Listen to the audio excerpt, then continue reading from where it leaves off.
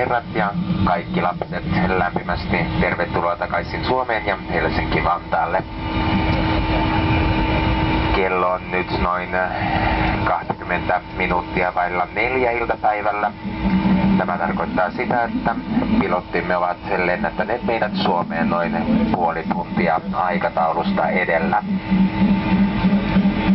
Pyydämme teitä nyt vielä istumaan paikoillanne istuinvyöt kiinnitettyin aina siihen asti, kunnes kapteeni on sammuttanut turvavyömerkkivalon ja kone on täysin pysähtynyt.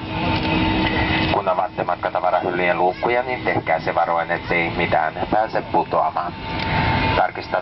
Tarkistattehan, että ette unohda mitään henkilökohtaisia tavaroitanne tänne koneeseen.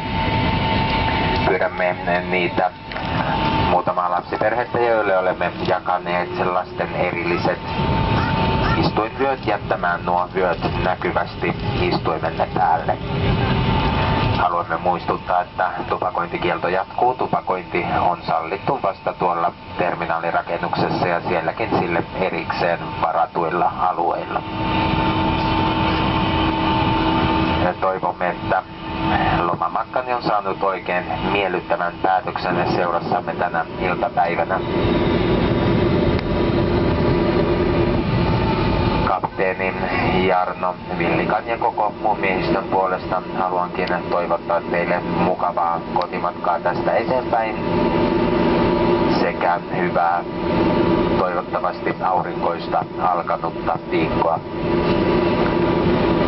Arvoisat matkustajat, vielä kerran kiitoksia ja näkemiin.